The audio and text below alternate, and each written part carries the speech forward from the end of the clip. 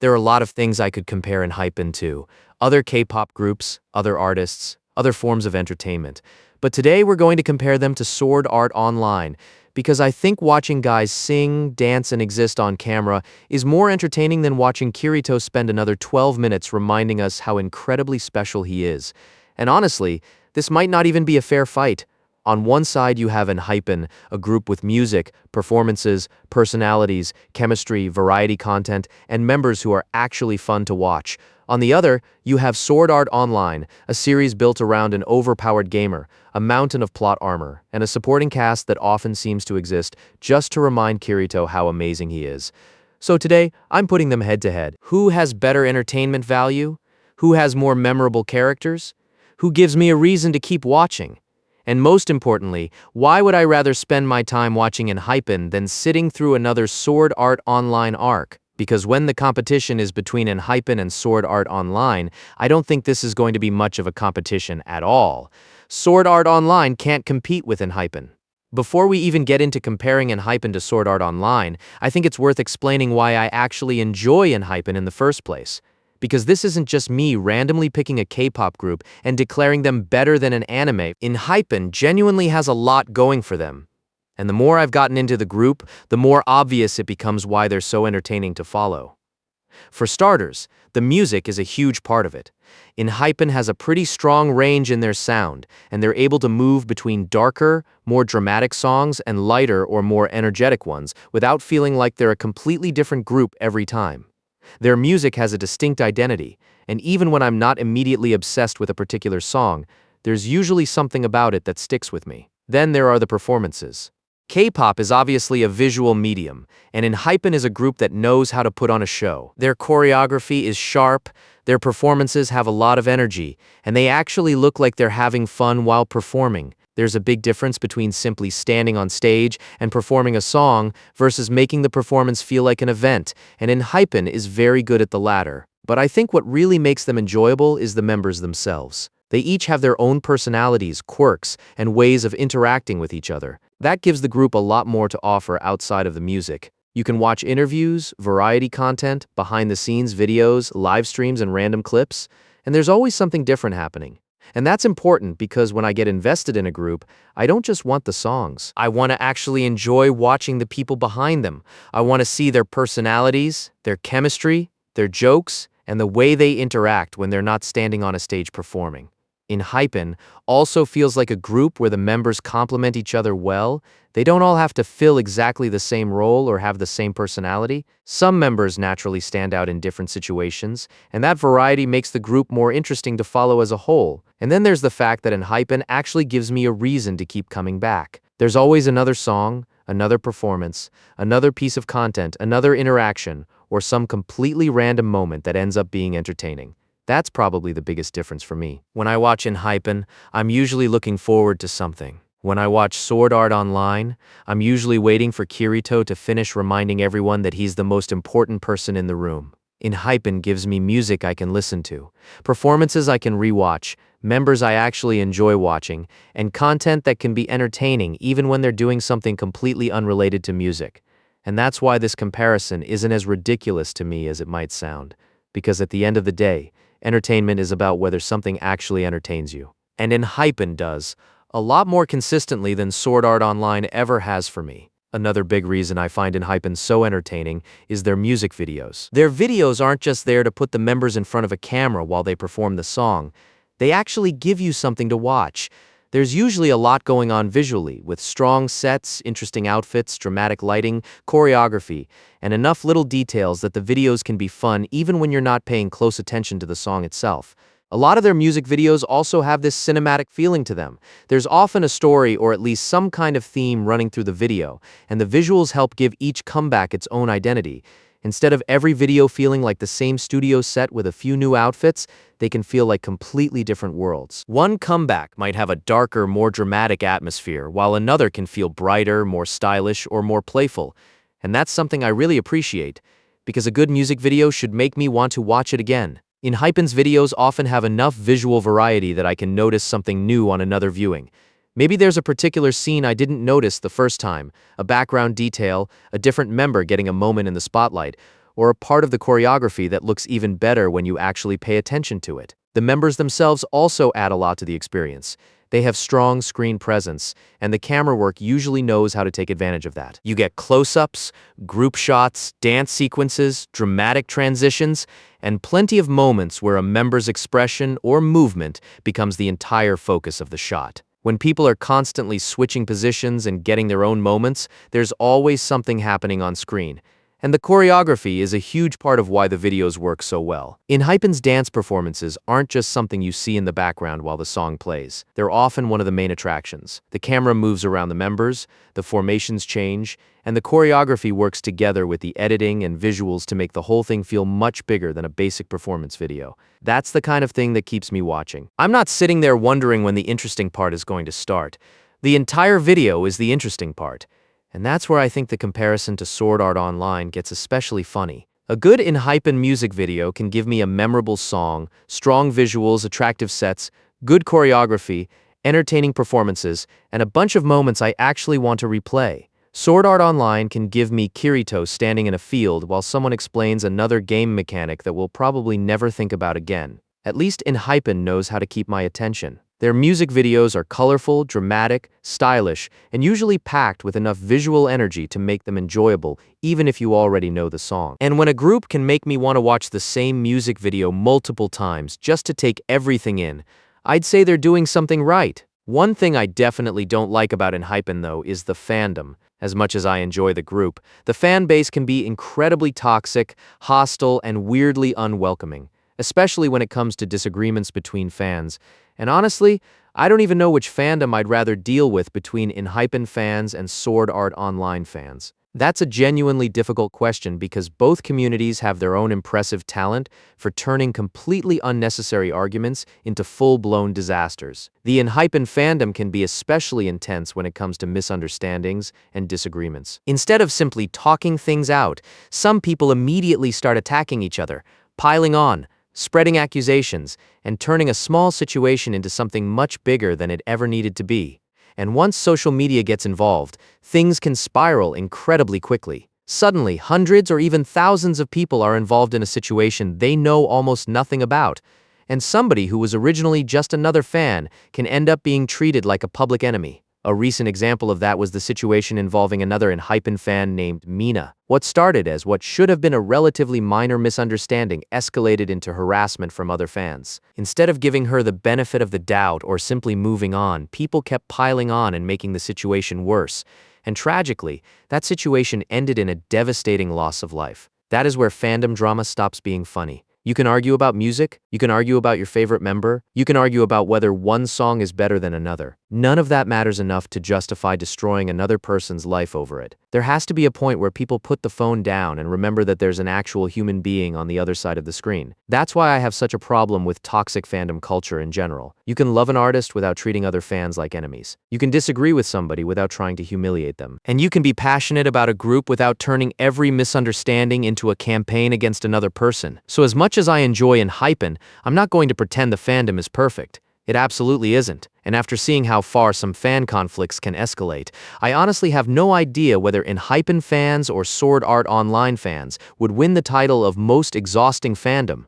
That's a competition I hope neither one of them decides to take seriously. Additionally, let's take a look at one of ENHYPEN's more recent music videos and see what makes it so entertaining. We've already talked about the group, their music, and why I enjoy watching their performances. So I think it's worth actually breaking down one of their videos and looking at the visuals for ourselves. I'll go through the music video, point out some of the scenes and details that stand out to me, and talk about how the styling, sets, choreography, camera work, and overall presentation come together. A good K-pop music video can be entertaining even when you're not actively listening to the song, simply because there's so much happening visually.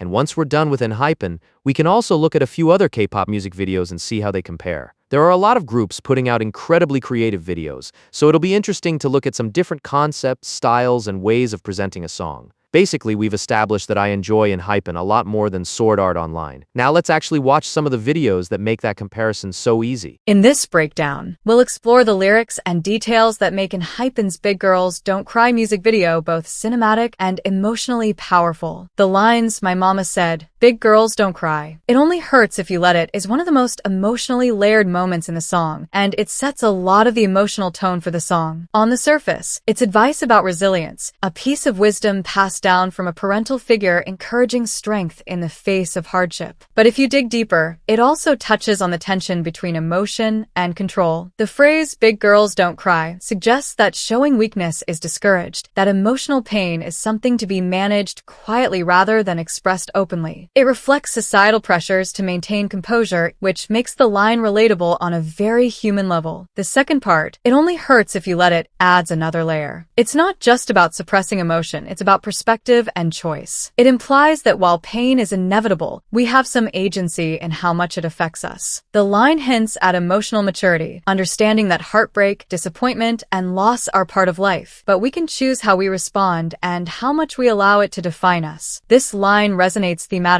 The members are shown grappling with internal conflicts, moments of weakness, and the tension between their feelings and their desire to appear strong. The lyric bridges the personal and the universal. It's a private struggle, but one that viewers can recognize and empathize with. Essentially, it's about the bittersweet process of growing up and finding strength through helplessness rather than despite it. The lines, "These boys, they only want your heart because they wanting to break it, break it, break it," capture a sense of caution and heartbreak. They reflect the fragility that comes with trust, the idea that not everyone has good intentions, and sometimes the people we open ourselves up to are the ones who end up causing the most pain. The repetition of "break it" emphasizes the inevitability and intensity of that emotional hurt, almost like a warning echoing in your mind, showing that heartbreak isn't just personal. It can feel all-consuming, unavoidable, and almost predestined. There's a strong Western motif throughout the scenes. The members are shown standing in a vast desert, dressed in classic Western attire,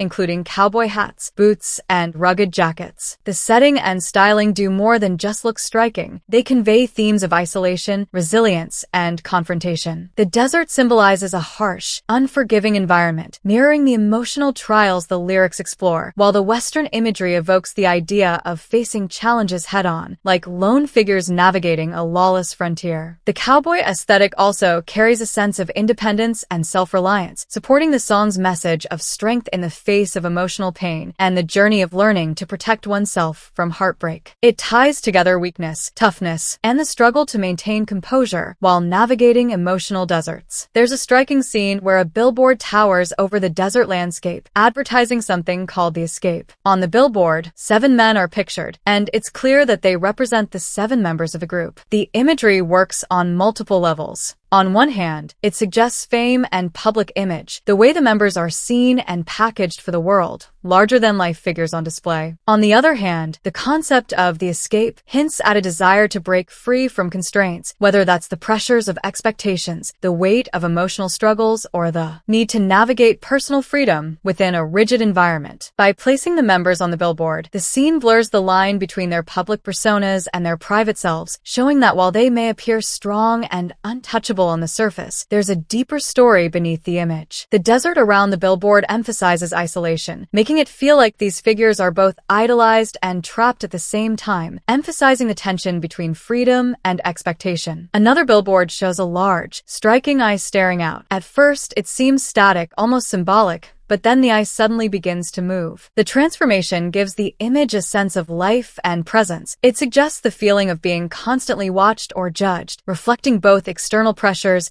and internal anxieties. It can also represent self-awareness, the idea that the members are not only confronting the world around them, but also their own emotions, fears, and weaknesses. The movement of the eye makes the environment feel alive and almost threatening. It's a metaphor for the way scrutiny, whether from society, others, or oneself, can follow you. The lines, "Yeah, someone stepped on our shadow. It's suspicious. The shadow's getting bigger. Pretty eyes in the window getting bigger. Don't worry, get behind me. I got no fear," convey a mix of tension, awareness, and protective instinct. The imagery of someone stepping on their shadow suggests intrusion or threat, something or someone encroaching on their personal space or sense of self. The shadow growing bigger heightens this feeling, symbolizing that the danger or pressure is expanding, becoming harder to ignore. The pretty gritty eyes in the window getting bigger adds a sense of being watched, observed, or scrutinized, supporting the theme of external pressures and the paranoia that comes with openness. The final lines, "Don't worry, get behind me, I got no fear," shift the tone, showing courage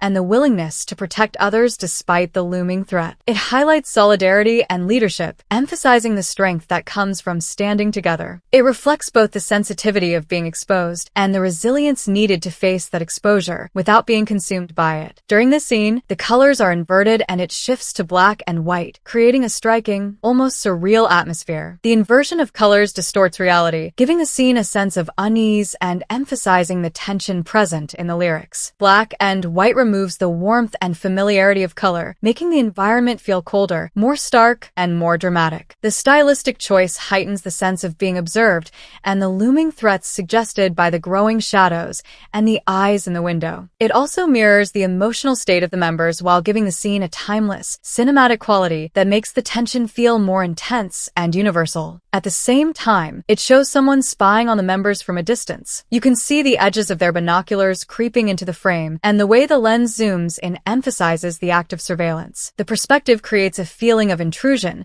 as if the members are being watched without their knowledge. It underscores the themes of scrutiny and tension that run throughout the scenes, showing how their movements and emotions are being monitored. It also adds a sense of cinematic suspense, making the audience feel like they're witnessing the members' world from both inside and outside, caught between exposure and self-protection. The guy spying on them appears to be dressed in a way that strongly resembles Sub-Zero from Mortal Kombat. Even if it's not an exact replica, the visual parallels are clear enough to evoke that association. That resemblance adds another layer to the scene. Sub-Zero is known for being controlled, precise, and deadly, qualities that align with the sense of calculated surveillance happening here. The spy doesn't feel random or chaotic. He feels trained and dangerous. It amplifies the threat without needing explicit exposition. The inspiration makes the threat feel iconic rather than ordinary. A girl is walking alongside the members, and she suddenly stumbles. One of the members quickly reaches out and helps her up, creating a moment of care and connection. During this instant, it shifts back to full color, which makes the scene feel warmer and more alive compared to the previous stark black and white sequences. The return of color emphasizes hope,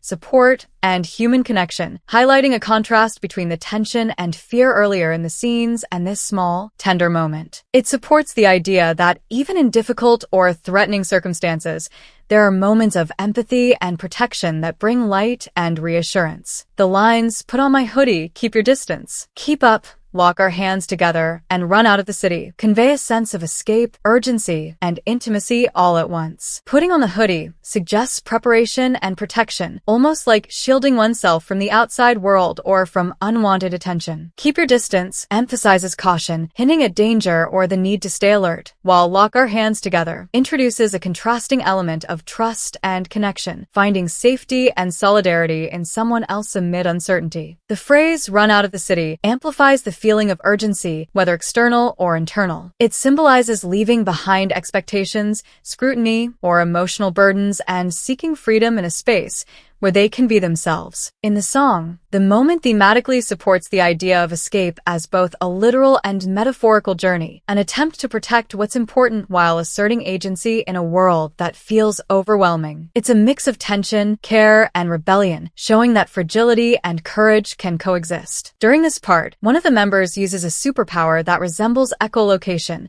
sending out a pulse or signal to sense their surroundings. Through this ability, they detect a diner nearby, and the group heads straight for it. The diner is styled like a classic Western setting. Inside, the space is filled with the familiar trappings of the genre, including numerous wanted posters plastered on the doors. It enhances the Western theme while also suggesting danger and lawlessness, adding tension to the scene. The diner becomes a temporary refuge, a meeting point for the members, but the wanted posters hint that the outside world is still a threat, keeping the sense of suspense alive. The combination of the superpower and the classic Western setting blends the supernatural with traditional imagery, emphasizing both the members' resourcefulness and the story's high-stakes, cinematic atmosphere. As the members enter the diner, every single person inside turns to look at them. The camera lingers on these surprised reactions, highlighting the way the members naturally draw attention and dominate the space without saying a word. It shows their presence and charisma, how they command the room simply by being there. The moment emphasizes the power dynamic in the scene. Even in a crowded, public place, they stand out, almost larger than life. It validates the idea of the members as central figures in the story, whose actions and emotions carry weight not just for themselves, but for everyone around them. The intensity of the gazes also adds a subtle tension, reminding viewers that their environment is still watchful and unpredictable. The lines, "Your eyes look puffy. No need to cry, babe. We're almost there. No questions. Just stick with me," reflect reassurance in the middle of chaos. Noticing that someone's eyes look puffy acknowledges the pain they've been holding in. It's an intimate detail that shows attentiveness and emotional awareness. Instead of dismissing those feelings, the line responds with comfort, offering calm in a moment that feels unstable. "We're almost there" suggests that whatever they're running from or struggling through has an endpoint, that relief is close even if it doesn't feel like it yet. The phrase, "No questions, just stick with me," adds urgency and trust. It implies that there isn't time to explain everything, but there is confidence in the bond between them. It's about relying on each other when circumstances are overwhelming. Together, these lines balance delicacy with leadership. It supports the idea that escape isn't just physical, it's emotional. It's about guiding someone through pain, staying united, and believing that if they move forward together, they'll make it out. The lines, "Big girls don't cry, be good. Big girls don't cry, remember. Big dog don't bite," feel like repeated phrases from childhood. Short, simple statements meant to comfort, instruct, or calm someone down. The repetition makes them sound almost like rules that have been ingrained over time. "Be good" and "remember" suggest obedience and self-control, underscoring the idea that emotions should be managed quietly and properly. It highlights how these messages can stay with someone long after childhood, shaping how they respond to pain and fear. "Big dog don't bite" adds an interesting contrast. It's something people say to reassure someone that what looks threatening won't actually hurt them. But placed alongside the other lines, it feels slightly uncertain, almost like a reminder people repeat to convince themselves everything is fine. Together, these lyrics suggest internal conflict, trying to stay composed, trying to believe the danger isn't real, trying to follow the rules about not crying, even when the situation feels overwhelming. In the context of a song, these lines emphasize the tension between weakness and control. They sound comforting on the surface, but underneath, they reveal how deeply the pressure to be strong and unshaken has been internalized. It shows that growing up isn't just about becoming resilient,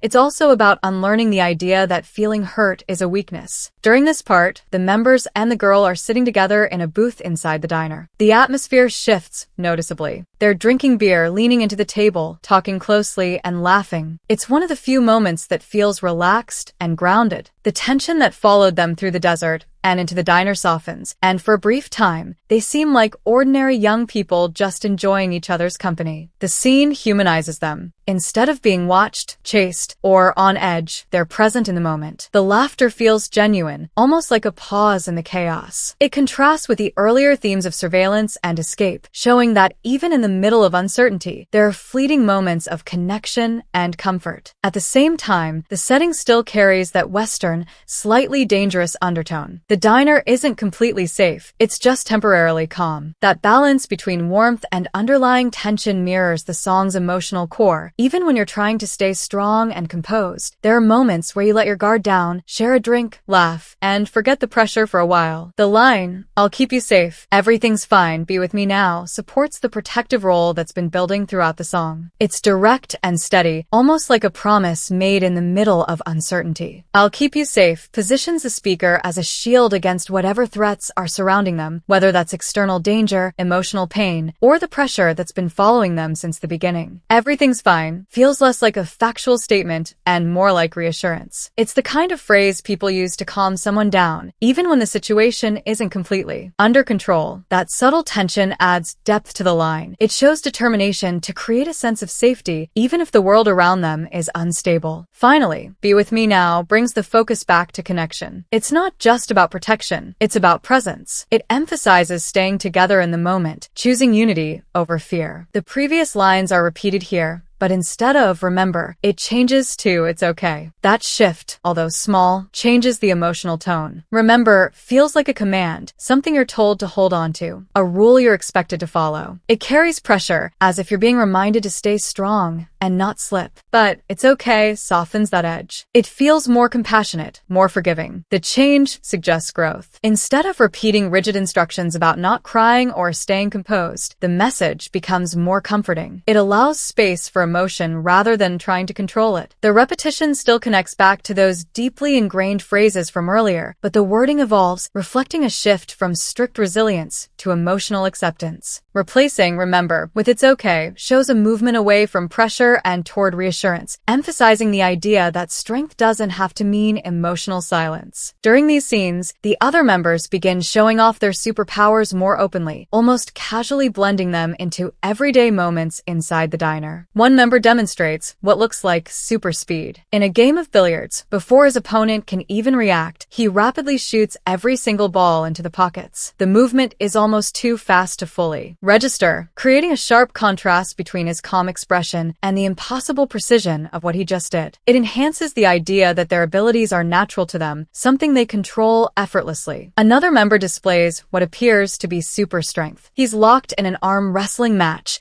but instead of facing just one challenger, multiple opponents are working together against him. Even so, he doesn't strain or struggle. He doesn't even flinch. The imbalance between the effort on the opponent's side and his complete composure emphasizes his power and dominance. These moments serve multiple purposes. On the surface, they add a layer of excitement and cinematic flair to the diner scene. But thematically, they also support the idea that the members aren't ordinary figures navigating this Western-inspired world. They possess heightened abilities, which parallel the emotional resilience and strength described in the lyrics. Even in a setting filled with tension and watchful eyes, they maintain control. The superpowers become metaphors for confidence, unity, and the ability to overcome challenges that would overwhelm anyone else. The line, "Leave it to me, don't worry, be with me now," amplifies the steady, protective tone that runs throughout the song. "Leave it to me" signals responsibility and control. It's a declaration that whatever danger or uncertainty they're facing will be handled. There's confidence in that phrasing, but also care. It's not about dominance, it's about easing someone else's burden.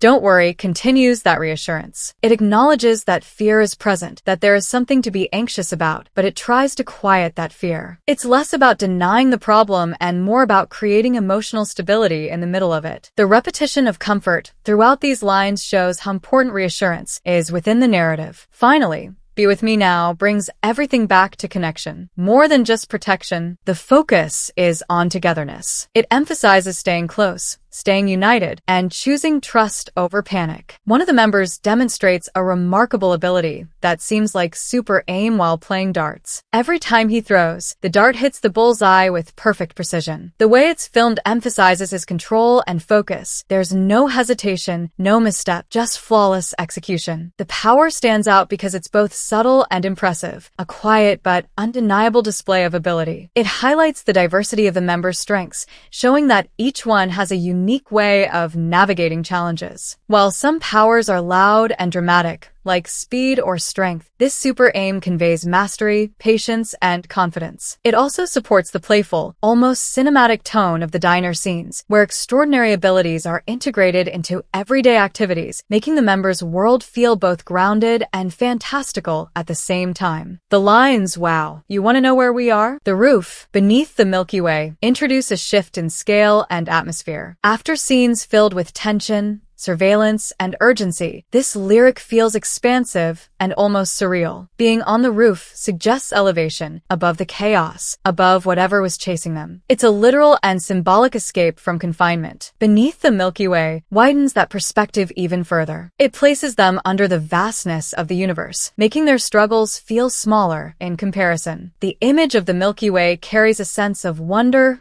and freedom. It contrasts sharply with the earlier enclosed spaces like the diner and the feeling of being watched. There are no walls, no observers, just open sky. The moment feels intimate and cinematic at the same time. It suggests that after running, hiding, and protecting one another, they've reached a temporary sanctuary. It validates the idea that escape isn't just about distance from danger. It's about finding a space where you can breathe, look up, and exist without fear. The lyric captures a quiet triumph, a reminder that beyond the pressure and the noise, there's something bigger and more liberating waiting above them. And here's a fun fact. The Milky Way actually got its name from Greek mythology. According to the myths, the Milky Way was formed from the milk of the goddess Hera. The story goes that baby Heracles was brought to her to be nursed while she slept. When she woke up and pushed him away, her spilled milk scattered across the sky, creating the bright band of stars we now call the Milky Way. It's fascinating to think that something so beautiful in the night sky has roots in a story about gods, nurture, and a little bit of chaos. It adds another layer of meaning. Being beneath the Milky Way not only gives a sense of freedom and scale, but it also connects the members' journey to something timeless, mythical, and larger than themselves. At one point, the girl is confronted and harassed by a man, creating a sudden moment of real danger and tension in the diner. One of the members reacts immediately, throwing a dart with pinpoint accuracy. The dart hits him directly in the face, and given that it's metal-tipped, it's implied that the attack is fatal, piercing his brain. The moment is shocking in its suddenness and intensity, contrasting sharply with the lighthearted, playful energy of the earlier diner scenes. The scene underscores the members' protective instincts and willingness to act decisively to defend someone they care about. It also amplifies the idea that their superhuman abilities aren't just for games or showing off. They're a means of survival and safeguarding others. The sudden violence adds a darker, high-stakes layer, showing that beneath the Western-inspired, cinematic aesthetic, the stakes are very real, and their power comes with both responsibility and consequence. It heightens the tension and reminds viewers that even seemingly ordinary spaces can hold unexpected danger. At the same time, the member uses his super speed to rush in and protect the girl. The moment is almost instantaneous. He blurs across the screen, closing the distance before the threat can fully materialize. His speed emphasizes urgency and decisiveness, showing that the members are always ready to step in when someone they care about is in danger. The display of superhuman reflexes also supports the song's theme of protection and loyalty. It contrasts the calm, controlled precision of the dart throw with explosive, rapid action. The scene amplifies tension while also giving a sense of reassurance. No matter the danger, they are capable of responding, together or individually,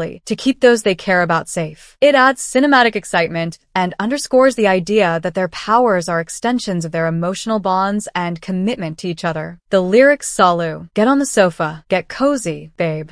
Two, tell me what you wanted, shift the tone to something more intimate and relaxed. It begins the interaction with a casual greeting, immediately setting a comfortable, approachable mood. Inviting someone to get on the sofa and get cozy suggests trust and safety, creating a private space where openness is welcomed rather than suppressed. It's a moment of warmth amid the tension and chaos that has dominated the earlier scenes. The follow-up, Two, tell me what you wanted, shows attentiveness and care. It signals that the speaker is not just providing comfort, but is also actively listening and interested in the other person's desires or needs. The lyric supports connection and communication, emphasizing that emotional closeness comes from both protection and understanding, contrasting with the high-stakes, action-filled sequences and showing that trust and affection are just as powerful as the members' abilities and resilience. During the wanted part, the walls of the diner are covered with numerous wanted posters, each one featuring one of the members. The repetition of their faces across the posters amplifies the idea that they are being pursued, constantly under threat, and marked as targets, reminding the audience that their presence is never entirely safe, no matter where they go. The posters also emphasize the Western-inspired aesthetic, tying into the lawless, high-stakes environment suggested throughout the song. At the same time, showing all the members individually underscores their identities and significance. They're not just a group moving together, but individuals with their own roles. The detail deepens the narrative, reminding viewers that while they may have powers and the ability to protect each other, they are still hunted and must remain vigilant, blending the themes of danger, unity, and personal resilience in a single striking image. The lines "come closer, cutie, it's just you and me here" Rest your head on my shoulder, babe. Convey intimacy, trust, and comfort in the midst of the chaos. There's a sense of exclusivity, and it's just you and me here, creating a safe, private space where the outside threats and tension are temporarily suspended. It emphasizes closeness, showing that connection and reassurance can exist even in a world filled with danger and uncertainty. Rest your head on my shoulder is a physical gesture of care and protection, highlighting the willingness to let someone rely on you. These lines enhance the theme of support that runs throughout the song. The members not only protect each other physically, but also provide emotional stability. This moment balances the high-stakes action and tension with a softer, more human side, showing that strength isn't just about superpowers or resilience. It's also about empathy, trust, and being there for someone when they need it most. During this part, the members leave the diner and drive away in an RV, signaling a new phase of their journey. The transition from the enclosed, chaotic diner to a moving vehicle emphasizes movement and escape, suggesting that they are taking control of their path and leaving danger, or at least the immediate threat, behind. The RV itself has a rugged, slightly retro feel that matches the Western aesthetic of the scenes, tying together the themes of travel, independence, and adventure. As they drive, the scene conveys a sense of freedom and forward momentum. It's a metaphor for progress, not just physically but emotionally. They're moving past tension, fear, and obstacles, relying on each other for safety and guidance. The act of traveling together in one space amplifies their unity and the bond between them and the girl with them, showing that even on the run, they're not alone. The sequence blends action with a moment of reprieve, giving the scene a cinematic rhythm that contrasts high-intensity scenes with the quieter, reflective journey ahead. The lines, "You're my cookie," "I am your cream," "Let's start a fire," "Vibe with me," carry a playful, intimate energy. The metaphor of cookie and cream suggests closeness and complementarity, highlighting a connection where each person completes the other. It conveys affection, teasing, and a sense of fun, showing a side of their relationship that's lighthearted yet deeply bonded. Earlier versions of the song actually use the words Pookie and Dream instead of cookie and cream, which makes you wonder why the change was made. Pookie and Dream feel more personal and whimsical, almost like private nicknames or playful inside references, giving the lyric an intimate, quirky charm. But they're also abstract. They don't carry an immediate, universal image, so their emotional resonance might be less immediate for listeners. Switching to cookie and cream makes the metaphor more accessible and instantly recognizable. It's a flavor that everyone knows, and it conveys complementarity and harmony in a playful way. The change also strengthens the flirtatious, teasing energy of the lyric while keeping it relatable to a broader audience. It makes the line feel lighter, which matches the colorful, dynamic energy. From a storytelling perspective, the shift highlights how small tweaks can enhance the connection between the lyrics, the scenes, and the overall mood of the song. It's a subtle adjustment. "Let's start a fire" introduces intensity and passion, turning the playful imagery into something more dynamic. It's about creating energy together, sparking excitement, adventure, and emotional intensity. "Vibe with me" emphasizes shared experience and presence, inviting the other person to join fully in the moment, to connect without hesitation. Even amid the tension, danger, and high-stakes sequences, there are moments of closeness, playfulness, and trust. The lyrics remind viewers that the bond between the members and with the girl they're protecting is not just about survival or protection, but also about connection, joy, and shared experiences, adding emotional depth to the narrative. During this part, one of the members opens the freezer and casually grabs a popsicle, turning a simple, everyday action into a playful, engaging moment. The popsicles aren't ordinary. They have smiley faces and other fun messages carved into them, adding a whimsical, almost surreal quality to the scene. The detail brings a sense of lightheartedness and charm, contrasting with the intensity and tension that dominate much of the song. The inscriptions also make the moment feel personal and intimate, as if these small objects carry messages just for the group or the girl they're with. It's a way of showing joy, humor, and care in the midst of a chaotic, high-stakes world. By including playful details like this, it balances the darker, action-packed sequences with moments of delight and personality, reminding viewers that even in extraordinary circumstances, there's room for fun, connection, and small pleasures. Here, the chorus is repeated, enhancing the central emotional themes of resilience, connection, and protection that we've already discussed. What makes this repetition stand out is how the scenes change. The members are now inside the RV, creating a more intimate, relaxed environment environment compared to the high-tension desert and diner scenes. Some are playing cards, showing casual camaraderie and the comfort of shared moments. Another member strums the guitar, adding a melodic, soothing element that emphasizes a sense of peace and bonding. Meanwhile, one member tosses an apple in his hands, a small, playful gesture that adds a light, human touch to the scene. These details transform the chorus from a declaration of strength and reassurance into a lived, everyday experience. The setting makes the repeated lines feel more personal. They're not just lyrics, but part of the members' journey together, both physically and emotionally. It balances the earlier tension with warmth, highlighting the joy, trust,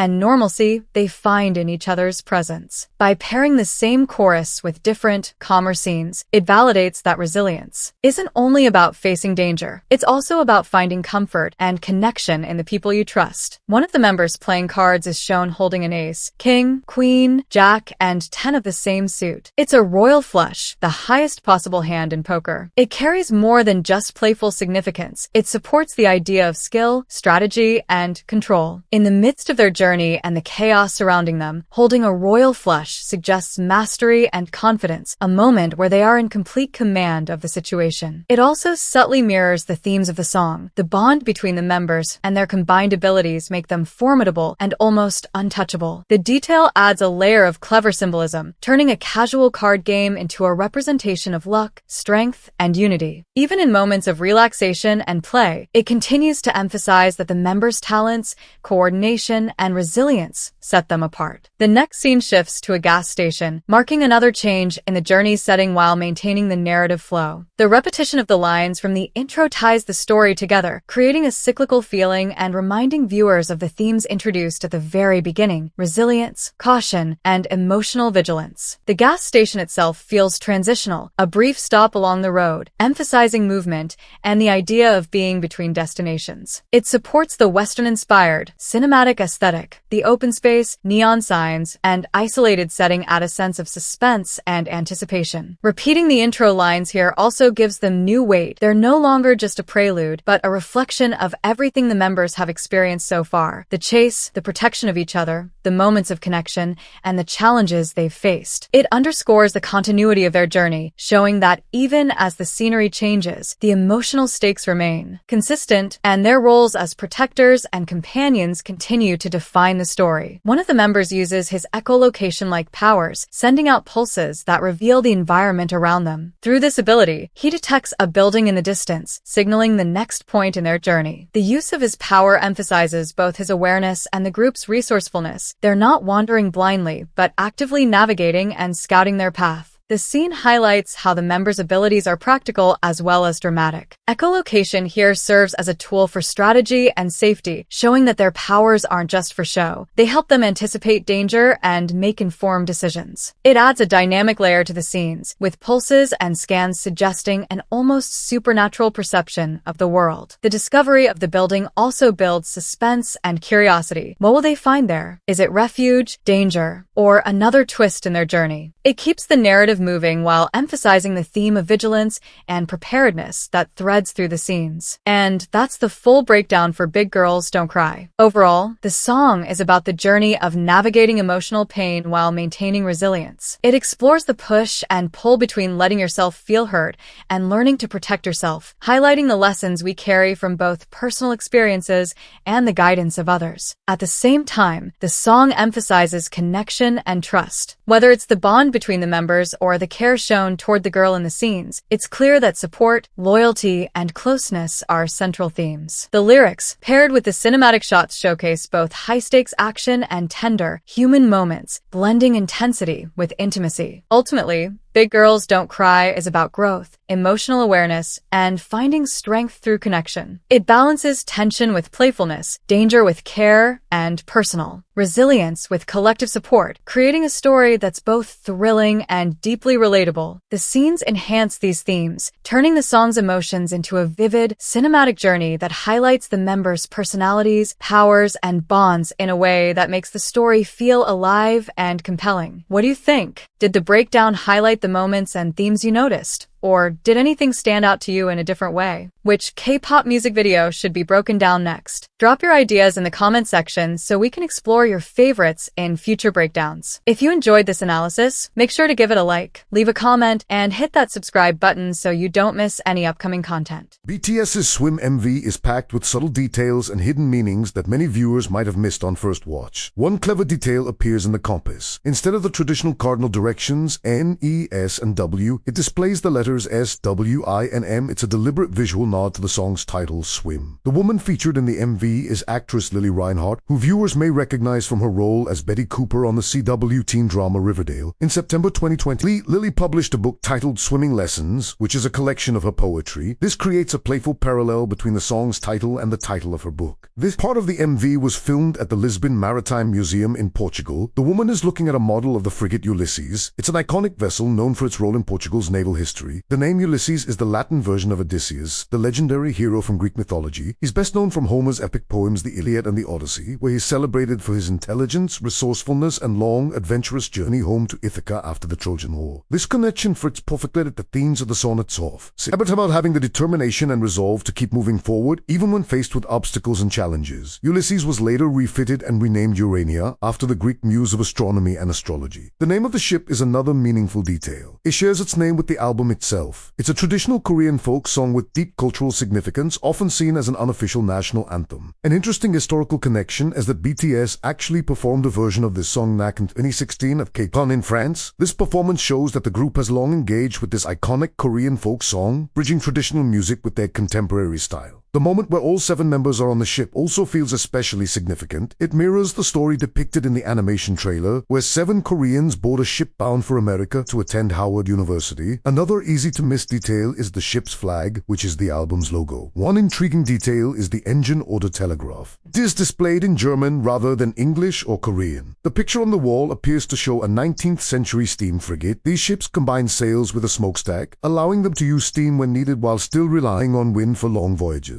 The book is titled Normal, which is the title of another song from the album. Furthermore, in an earlier scene, there was a note written in Morse code. When translated, it spells out normal. It could hint that Normal might be getting its own MV. The woman is smelling a red rose. BTS gave fans thousands of roses on Valentine's Day through special pop-ups around the world. The words here are lyrics from the song itself. Moreover, the title is Swim, directly matching the song's title. Overall, the woman seems to sense the BTS members, yet she's unable to physically reach them. At the same time, the members observe her from a distance, equally unable to bridge that gap. This dynamic closely mirrors how many fans felt during the group's military enlistment period. The members still present in spirit, but physically out of reach. The fact that the members are all dressed in uniforms and shown working aboard the ship further reinforces this underlying military metaphor. Their coordinated attire and structured roles evoke discipline, duty, and a sense of service. The MV also appears to draw influence from the movie Titanic. Certain visuals and emotional beats echo the film's iconic atmosphere, particularly its themes of longing, distance, and connection across the sea. That wraps up the breakdown of the Swim MV. Make sure to like and subscribe for more content breaking down K-pop MVs and highlighting hidden details you might have missed. BTS's 2.0 music video is packed with Easter eggs, references, and hidden details. The opening clearly echoes the hallway fight scene in the 2003 movie Oldboy, with its narrow space inside view camera. In the MV, the tight, confined hallway immediately conveys tension and a sense of being trapped. The newspaper adds another layer of storytelling to the scene. The headline's parody of real-world situation. A company launching version 2.0 of their brand with major strategic and digital restructuring while receiving mixed reactions from the market. It reinforces the song's title and hints at the idea of change being met with uncertainty or resistance. It conveys that evolution in any form comes with its mix of risks and rewards. This member is intentionally styled to resemble Park Seo-joon, a popular Korean actor. Resemblance is so striking that the actor himself has acknowledged the reference, even sharing that his own mother asked him if it was actually him. Furthermore, the sunglasses are a deliberate acknowledgement to what the main character wears in Oldboy. The item here is a traditional Korean handheld fan adorned with a tricolored taegoop.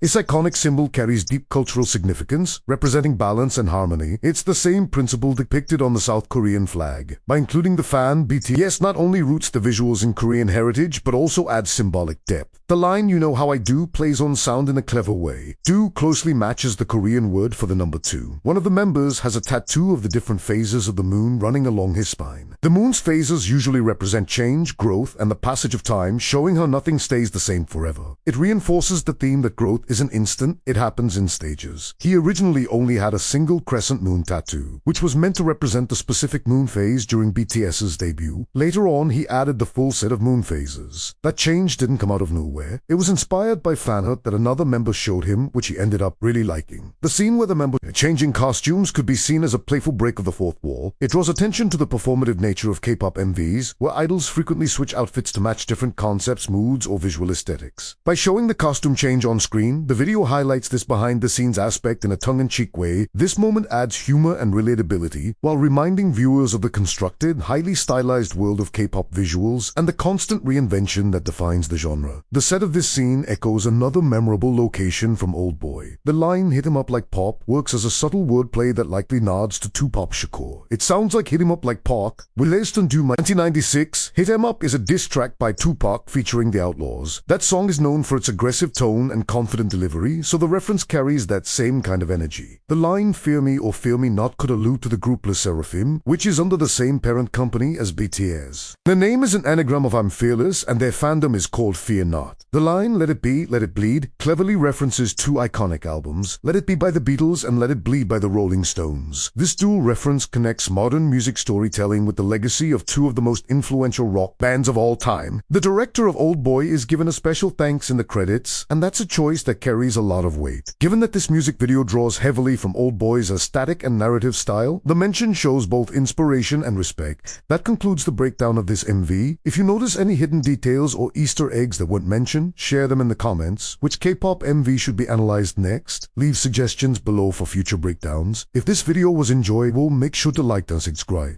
TXT and EXO both have a song called Crown, but they're very different. In this video, we'll break down the lyrics and the music videos to see how two groups took the same title and turned it into completely unique concepts. Let's start with TXT's Crown, released on March 4th, 2019. It's the title track of their debut mini-album, The Dream Chapter, Star. Even though the music feels fun and playful, the lyrics carry the deeper meaning. The horns mentioned in the song symbolize the awkward challenges and changes that come with purity. It's about feeling different, standing out, and learning to accept yourself, which is something everyone can relate to. The vocals of all five members really shine. It's bringing a unique tone that adds personality and energy to the track. The lyrics are distinctive and the production is polished, making it both playful and refined. The music video complements the song perfectly. The horns visually represent those feelings of being out of place, while the bright, colorful setting reflects the joy and curiosity of youth. The group balances these emotional themes with a sense of fun, showing that even growing pains can be part of something beautiful. The music video made an immediate impact, setting a new record for rookie debut groups at the time. It garnered 14.4 million views in the first 24 hours, showcasing the excitement and support from fans even before the group had fully established themselves. The music video's vibrant visuals helped it stand up in the crowded K-pop scene. The group made history by becoming the fastest app to reach first place on the Billboard World Digital Songs chart. This achievement highlighted the group's global appeal and the dedication of their international fan base, and cemented the group's status as one of the most promising new acts in K-pop.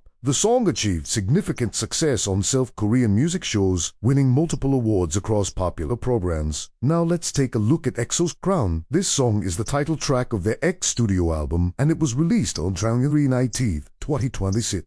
The song is intense and high energy. It mixes genres in a bold way. Lyrically, it compares someone precious to a crown that many desire and conveys a determination to protect them no matter the cost. The lyrics also carry a Return of the King theme, reflecting the group's first comeback in several years. This hiatus was largely due to members completing their mandatory military service, which meant fans had been waiting a long time to see the group perform again, making it feel like a triumphant statement of EXO's return to the spotlight and a celebration of their enduring presence in K-pop. The song marked the return of member Lay, who hadn't participated in EXO's group activities for several years. His comeback added extra excitement for fans. However, the three CBX members didn't take part in this release due to the ongoing lawsuit with the company, which meant that not all members would come out with this kindly anticipated title track. The music video is grand and regal, full of opulent sets and striking visuals that give it a majestic, larger-than-life feel. It draws heavy inspiration from Greek mythology, creating a sense of mythic power in timeless elegance. The choreography, costumes, and cinematic shots all reinforce this warrior theme, making the group look like they're ruling their own legendary world. In the music video, each member showcases their unique superpowers from the group's established lore, which has been a signature part of their concept since their beginning, giving each member a distinct presence and personality. Here's a funny coincidence. Former EXO member Tao also has a song called Crown. EXO's Crown was a major success on music shows. As you can see, the two Crown songs are completely different in style and concept. The music, lyrics, and music videos of each track reflect the unique style and story of the group behind it. Story have the same word could inspire entirely graphic. When it comes to deciding which one is better, it really comes down to personal preference. If you're drawn to catchy, upbeat, useful charm, TXC's version is the way to go. On the other hand, if you prefer something powerful, grand, and regal, EXO's take will hit the mark. So it's really about which vibe resonates with you the most. If you enjoyed this video, don't forget to hit the like button and subscribe for more K-pop content. You've probably heard Eyelid's Magnetic at least once. Maybe you heard it in a TikTok, a YouTube video, an edit, a dance clip, or just somewhere in the background. And if you have, there's a pretty good chance something strange happened afterward. You went about your day, completely forgot about the song, and then hours later, seemingly out of nowhere, it suddenly started playing in your head. You're not listening to it anymore. You're not even thinking about K-pop. You might be doing something completely unrelated, and yet somehow your brain has decided it's time for another replay. There's no music playing, no headphones on, and nobody around you is singing it. It's just happening inside your head. So what exactly is going on here? Why does Magnetic seem so ridiculously good at getting stuck in your head? Is it simply because the song is catchy, or is there actually something about the way it was written, produced, performed, and presented that makes it particularly effective at getting lodged inside your brain? Because when you break Magnetic down, there's a lot more happening than you might initially realize. To understand why this song is so difficult to escape, we first need to talk about something psychologists call an earworm. An earworm is the phenomenon where a piece of music becomes involuntarily stuck in your head. You aren't deliberately trying to remember it, and you aren't sitting there thinking, I would really like to hear this song right now. Your brain just starts playing it. Sometimes it's the entire song, sometimes it's only a few seconds, and sometimes it's literally one phrase or musical idea that keeps looping over and over again until you start wondering whether your own brain has decided to become a malfunctioning music player. And despite how random it feels, earworms actually aren't completely random. Researchers have spent years studying why certain songs are more likely than others to become stuck in people's heads. And they've identified several characteristics that tend to appear in particularly memorable songs. For example, earworm songs often have melodies that are relatively simple and easy to remember. They tend to have rhythms that are easy for your brain to reproduce, and they frequently contain repetition. They also often have an upbeat tempo that keeps your attention without becoming so fast or complicated that the melody becomes difficult to follow.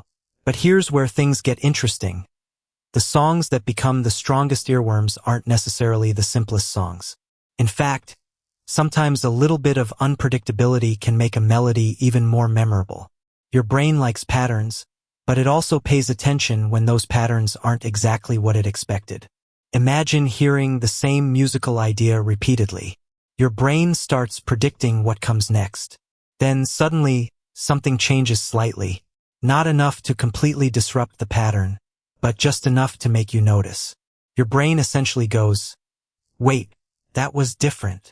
That tiny deviation can act like a mental highlighter, making that particular moment more distinctive. The result is a combination of familiarity and novelty, something your brain can easily recognize, but that still gives it a reason to pay attention. And Magnetic sits right in that sweet spot.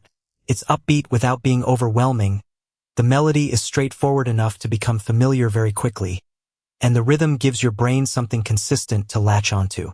At the same time, there are little musical details that keep the song from feeling completely predictable. You get repetition, but not so much repetition that the song becomes monotonous. You get familiarity, but there's still enough variation to keep your attention.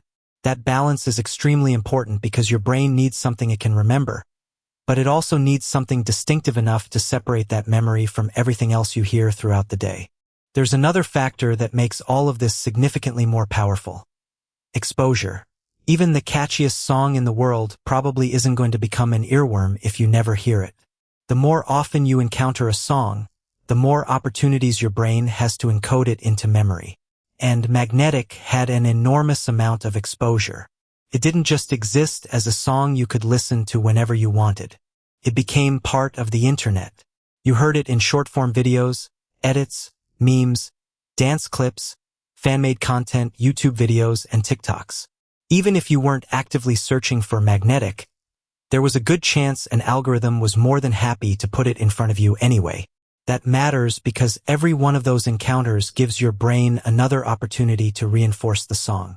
One exposure might make you recognize it. A few more might make the melody familiar. Dozens of exposures can make the song feel almost automatic. Eventually, you don't necessarily need the original recording anymore because your brain already has enough information stored to reconstruct the musical idea on its own. That's when an earworm becomes particularly powerful. The song doesn't actually have to be playing anymore. Your brain can effectively generate its own replay. You might hear the song in a video for only a few seconds, scroll away, and then continue hearing the melody internally long after the video is gone. And because Magnetic became so heavily associated with social media, the exposure could happen repeatedly without you ever intentionally sitting down and listening to the entire song. You could encounter the same hook dozens of times through completely different pieces of content. Each individual exposure might seem insignificant, but they all add up. Eventually, the song becomes so familiar that your brain barely needs any prompting to retrieve it. Then there's another major ingredient: repetition. Repetition is one of the most obvious characteristics of a catchy song, but it's also one of the most important. When you hear something repeatedly, your brain becomes increasingly familiar with it. That familiarity makes the information easier to recognize and easier to recall. And Magnetic gives your brain plenty of material to work with. There are recurring musical phrases, repeated rhythmic patterns, and recurring words that become associated with those musical patterns. The song keeps returning to ideas your brain already knows, which means you aren't constantly processing completely new information. Instead, the song repeatedly reinforces the same musical landmarks. One particularly noticeable example is the repeated use of the word you.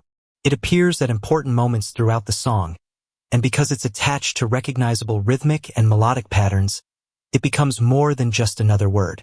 It becomes an anchor. Think of the song as a series of interconnected pieces. You don't necessarily have to remember every single part. Your brain just needs one familiar point to grab onto. Once it finds that point, it can potentially reconstruct what comes before or after it. That's why sometimes you can forget almost everything about a song except one tiny section. You might not remember the verses, you might not remember exactly how the song begins, and you might not even know all of the lyrics, but you remember that one particular part. And once that part enters your head, it can pull the rest of the song along with it, almost like your brain has discovered a shortcut.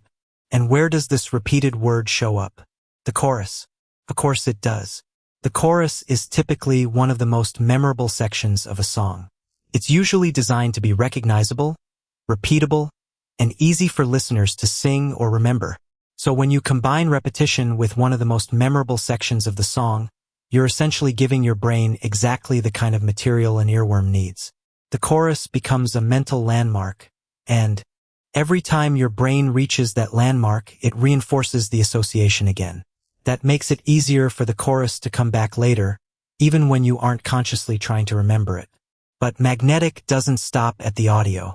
There's another interesting layer here: the visual presentation. If you've seen captions or stylized text associated with the song, you may have noticed that the word you is sometimes represented as the letter U. At first glance, that seems like an incredibly small detail. It might even seem completely insignificant. But visually, it gives your brain another way to associate with the same idea.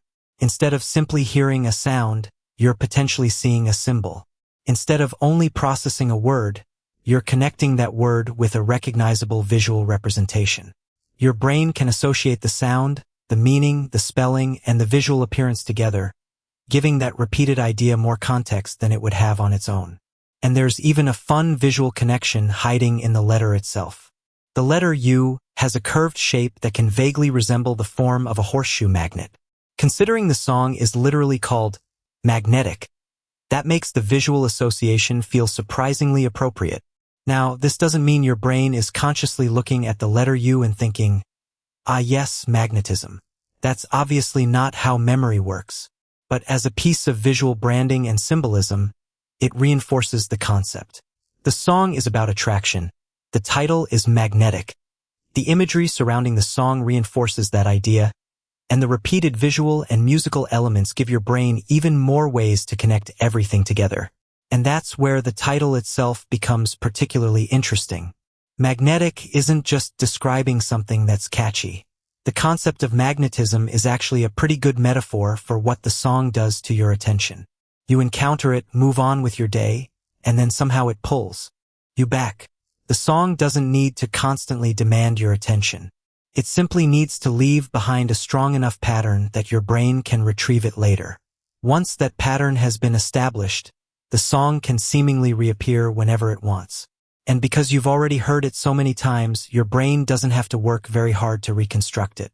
That's also why you might find yourself humming the song without realizing it. You aren't necessarily choosing to perform it. Your brain has simply activated a familiar sequence.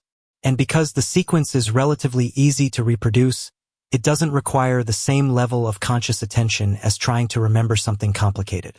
You can be walking around, doing homework, playing a game, cleaning your room, or staring at the ceiling doing absolutely nothing, and suddenly your brain is running Magnetic in the background. You may not even notice it immediately. Then, a few seconds later, you realize what you've been humming and think, "Oh no, not this again." And that's one of the strangest things about earworms. You're aware that you're doing it, but you aren't entirely sure why you're doing it. In fact, the more you try to force the song out of your head, the more you end up thinking about the song, which, ironically, can reinforce the exact memory you're trying to get rid of. It's almost a musical version of the "don't think about it" problem. Try not to think about a song, and now you're thinking about the song. Try even harder not to think about it, and suddenly you're mentally performing the chorus again.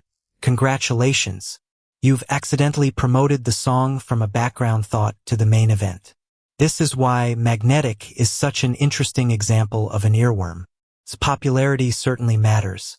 The enormous amount of exposure matters. The repetition matters. The memorable melody matters. The rhythm matters. The chorus matters. The visual presentation matters. But there probably isn't one secret ingredient hidden inside the song that magically makes it impossible to forget. It's the combination of all these factors working together. Every individual element might seem relatively harmless. A catchy melody here, a repeated phrase there, a recognizable chorus, a simple rhythm, a memorable visual, and then another exposure tomorrow. But eventually, all of those little pieces start reinforcing each other.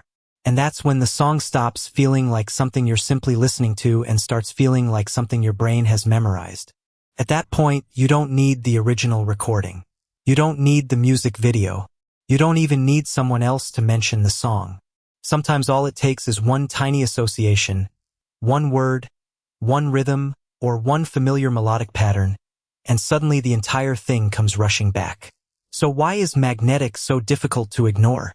Because it isn't relying on just one trick.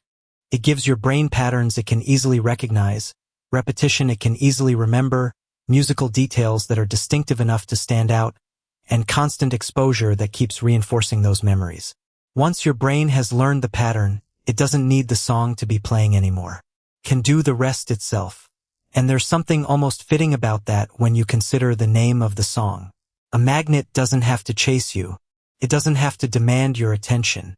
It just sits there, and when you get close enough, you feel the pull. Magnetic works in a surprisingly similar way. You might not be thinking about it at all, but give your brain the right trigger and suddenly the song comes right back. So the next time you're sitting there completely minding your own business and suddenly find Magnetic playing in your head, don't blame yourself. Your brain may have simply gotten extremely good at remembering it. And now that you know what to listen for, try something the next time you hear it. Go listen to Magnetic again, but don't just listen to the song. Pay attention to the repetition. Listen for the patterns. Notice how quickly the melody becomes familiar. Pay attention to the chorus. Notice which little musical moments your brain starts anticipating before they even happen. And most importantly, pay attention to the exact moment the song gets hooked inside your head. Because once you start noticing how it works, you might never hear Magnetic the same way again. And if you're really unlucky, you'll still be humming it tomorrow. Thanks for watching. If you enjoyed the video, make sure to like and subscribe for more K-pop deep dives, analysis, and the weird little details hiding inside the songs you can't stop listening to. Kickflips, 20 music video moves incredibly fast, and it's packed with small visual details that are incredibly easy to miss the first time you watch it. The video constantly throws new locations, props, drawings, signs, and background details at you. So unless you're actively looking for them, a lot of these details can disappear between cuts before you even have time to process what you just saw. But when you slow the MV down and actually start looking at what's happening in the background, a much more detailed picture begins to emerge. There are recurring symbols, hidden references to the group, subtle hints about the story, and even details that connect the music video to Kickflip's future releases. So today, we're going through some of the most interesting details you might have missed in Kickflip's 20 MV. Early in the video, there's a small drawing of a whale on a note. At first, it looks like nothing more than a random doodle sitting in the background, and because the shot moves so quickly, it would be very easy to overlook. But this little drawing actually turns out to be important because the whale appears again later in the music video. Near the end of the MV, the members gather together on a boat to take a picture, and suddenly, a whale jumps out of the water in the background. That means the seemingly random drawing we saw earlier was actually foreshadowing something that would happen later in the story. It's a small detail, but it establishes one of the recurring visual motifs of the MV almost immediately. The whale isn't simply appearing once as a random background element. It's something that the video repeatedly uses to connect different parts of the journey together. There's another small detail in the same general sequence that's easy to overlook. One of the beanies features the logo Wacky Willy, which is actually the name of a South Korean streetwear brand. It might not have any major significance to the storyline, but details like this help make the world of the music video feel more authentic. Rather than every piece of clothing being designed specifically for the MV, recognizable real-world fashion brands are incorporated into the styling. That fits particularly well with the casual, youthful atmosphere the video is going for. The members are supposed to feel like young people going on an adventure together, rather than characters walking around in obviously constructed costumes. So these small fashion details help sell that aesthetic. Another detail appears on the camera, where you can see the number 309. At first, it looks like an ordinary number printed on the prop, but it actually references the release date of the song and music video, March 9th. Including the date directly on the camera is a clever little Easter egg because it takes an otherwise ordinary object and turns it into a hidden reference to the comeback itself. You could easily watch the scene without ever noticing it, but once you know what the number means, it becomes another example of how carefully some of these props were designed. The camera also features the word kick, accompanied by a downward-pointing arrow. This is another subtle reference to the group's name, Kickflip. In skateboarding, a kickflip involves kicking the board in a way that causes it to flip underneath the rider, so the idea of movement and downward motion fits naturally with the name. The arrow itself reinforces that concept, making the prop feel like more than just a generic camera. It's a small design choice, but it ties the object directly back to the group's identity and the skateboarding imagery that appears throughout the MV. At another point, one of the members pulls out an album with the word 20 printed on the cover. At first, this might look like a random album being used as a prop, but obviously the title is another direct reference to the song itself. The cover also features a skateboard, which immediately connects it back to Kickflip's name and the skateboarding theme that runs through the group's visual identity. Once again, Something that could easily be dismissed as background decoration turns out to reinforce the larger concept of the video. But the album cover contains another interesting detail: the phrase, "last teenager trip." That phrase gives us a much better idea of what the journey in the music video is supposed to represent. Throughout the MV, the members are shown traveling together, taking pictures, exploring different locations, getting stranded, finding ways to continue their journey, and eventually reaching the beach. On the surface, it's simply a group of friends going on a spontaneous trip. But "last teenager trip" gives that adventure a more nostalgic meaning. It suggests that this is one final journey during their teenage years, a last chance to experience that carefree period of their lives together before moving forward into the next stage. Suddenly, the road trip isn't just a road trip. It becomes a snapshot of a specific moment in their lives, where the members are enjoying their youth together before time inevitably moves on. And the whale makes another appearance. The watch features a small whale on its face, continuing the recurring symbol we saw earlier on the note. On its own, the whale on the watch could easily look like nothing more than a cute design choice. But when you place it alongside the whale drawing from earlier and the actual whale that appears later, it becomes much harder to dismiss as a coincidence. The MV keeps quietly repeating the same image, almost like it's planting little visual breadcrumbs throughout the journey. By the time the real whale appears, the symbol has already been introduced multiple times, which makes the moment feel like the payoff to something the video has been building toward in the background. The laptop also contains a couple of important details. One sticker reads, "My First Kick," which is a reference to Kickflip's upcoming fourth mini-album of the same name. Including the album title as something as mundane as a laptop sticker essentially turns the MV into a small teaser for what's coming next. It's the kind of thing most viewers probably won't notice during their first watch because it's not presented as a major reveal. It's just sitting there in the background. But once you know what the phrase refers to, it becomes another example of the group quietly connecting the current comeback to their future release. There's also another sticker on the laptop that simply reads 20, giving us yet another direct reference to the song. Then we get to one of the more interesting real-world details in the entire video. The record store is called Music Punch Records, and this isn't simply a fictional store created for the music video. It's actually a real record store located in Japan. That means this location wasn't just some generic studio set designed to look like a record shop. The use of the real store name gives us a clue about where the scene was filmed and adds another layer of authenticity to the MV. These kinds of location details are especially interesting because they can completely change how you look at a scene. What initially appears to be a fictional environment can actually be a real place that exists outside of the music video. One of the members also holds up an international driver's license toward the camera, and if you pause the video, there are several details hidden on the card. The word 20 appears in one corner, once again referencing the title of the song. The license also lists his birthplace as Korea, matching his real-life birthplace, while the date of birth shown on the card, September 16, 2004, matches his actual birth date as well. These details suggest that the prop wasn't simply created with completely random information. It was designed with details that connect directly to the member. And it goes even further. The license shows an issue date of January 20th, 2025, which references Kickflip's debut date. So the license isn't just giving us the member's fictional travel information. It's also quietly referencing the beginning of the group's career. Then there's the expiration date, March 9th, 2026, which matches the release date of 20 and its music video. That means a single prop contains references to the member's identity, the group's debut, and the current comeback.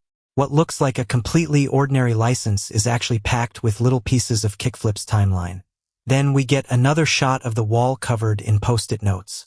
This wall is basically an Easter egg minefield because there are so many tiny details scattered across it that you could probably pause the video repeatedly and still find something you missed. One note clearly shows the number 20, which is another direct reference to the title 20. Elsewhere, the word kick can be seen written on a skateboard, giving us another nod to the group's name and the skateboarding theme. The MV repeatedly uses this kind of visual shorthand, where words, numbers, and drawings are placed into the environment so that they feel natural while still carrying some additional meaning. One of the post-it notes is particularly interesting because it shows 7 stick figures standing together. That's a reference to Kickflip's full 7-member lineup. However, only 6 members appear in the music video because 1 member was absent due to health reasons. So the drawing effectively acknowledges the complete group even though the full lineup couldn't participate in filming. It's a very simple image, literally just 7 stick figures, but it carries more significance once you know what it represents. Instead of ignoring the missing member, the MV still visually acknowledges the group as 7. Another post-it note reads, "Stronger Together," which fits directly into the broader theme of the music video. The members aren't shown experiencing this journey separately. They travel together, deal with problems together, and continue moving forward as a group. Even when things go wrong, the story keeps emphasizing their connection.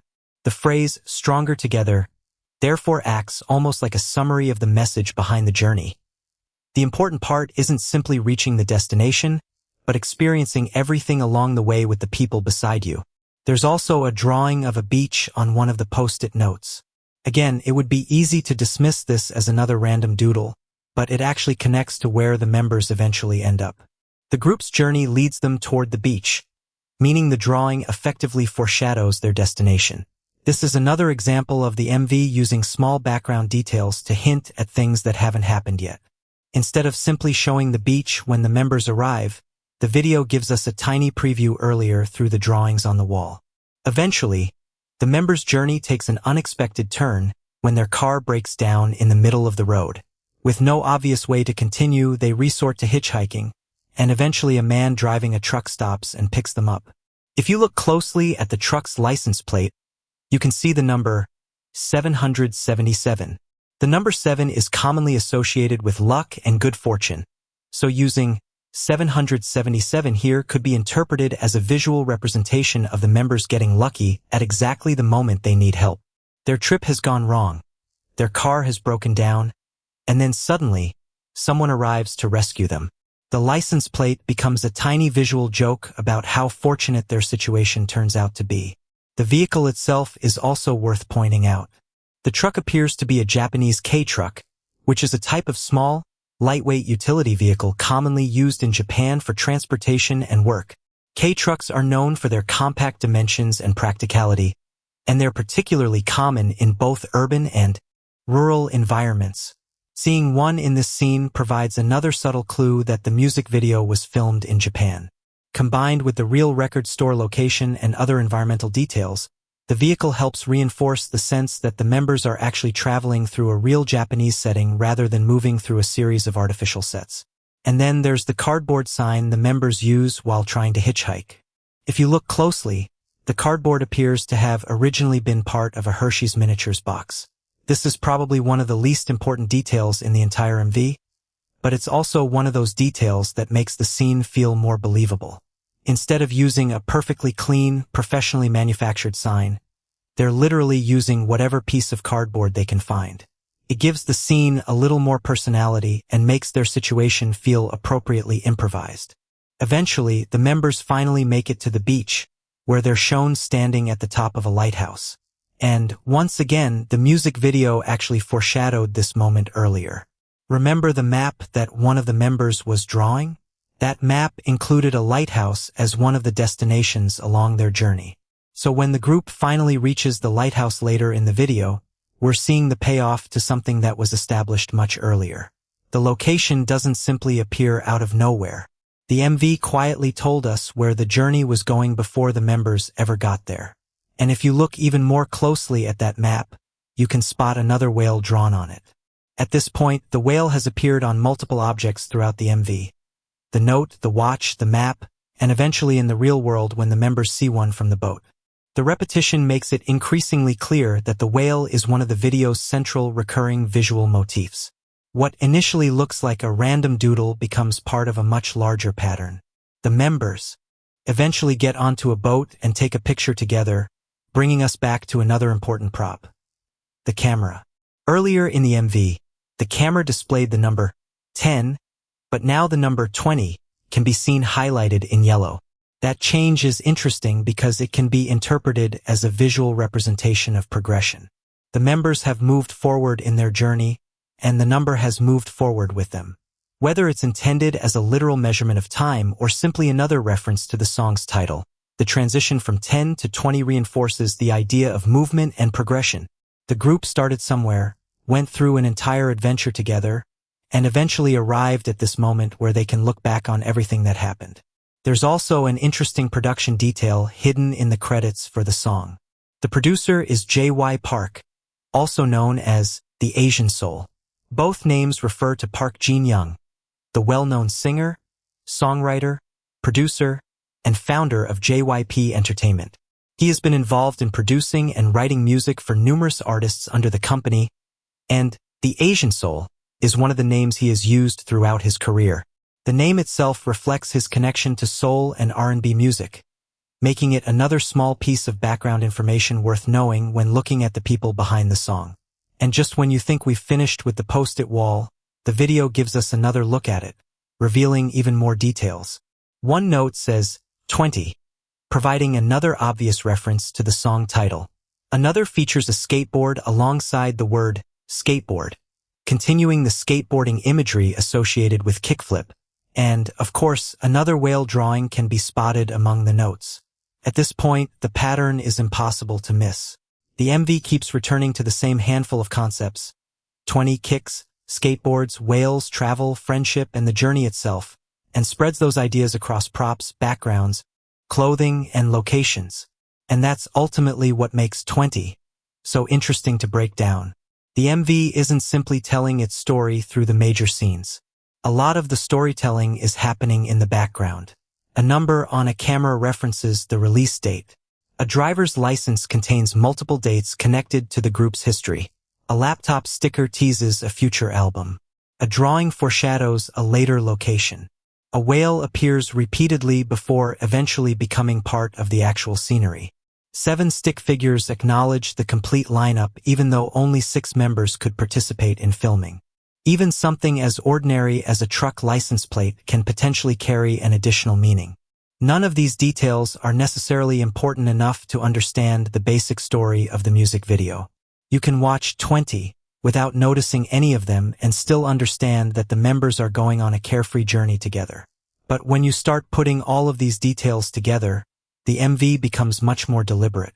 It feels less like a collection of random shots and more like a carefully constructed scrapbook of the group's youth, friendship, and journey together. The idea of a last teenager trip becomes especially important in that context. The members aren't simply traveling from one location to another. They're collecting memories. They're taking pictures, getting lost, dealing with unexpected problems, meeting strangers, reaching their destination, and ultimately ending up together on a boat. The little visual clues reinforce that theme by constantly reminding us of where they started, where they're going, and the things they encounter along the way. And perhaps that's why so many of these details are hidden in ordinary objects. A camera, a laptop, a watch, piece of cardboard, post-it note, a driver's license, a skateboard. None of these things are inherently important, but together they create a visual record of the journey. The music video almost feels like it wants you to go back and look through the footage again, because the first viewing only gives you the broad story. The second viewing is where you start noticing all the little pieces hiding underneath it. So that wraps up the breakdown of Kickflip's 20 music video. As you can see, there are a surprising number of small details and visual clues hidden throughout the MV, from recurring whale imagery and skateboard references to dates connected to the group's career, future album teasers, and little pieces of foreshadowing that reveal where the members' journey is eventually going to take them. And there are probably even more details hiding in the background that we haven't covered here. If you notice something interesting that wasn't mentioned in this breakdown, leave it in the comments and let everyone know what you found. With an MV this packed with tiny details, there's always a chance that someone else caught something the rest of us completely missed. If you enjoyed the video, make sure to like and subscribe so you don't miss future K-pop music video breakdowns. And let me know in the comments which K-pop music video you want to see analyzed next. Your suggestion could end up being the subject of a future video. Hopefully, this breakdown helped you notice a few things you missed the first time around. Thanks for watching.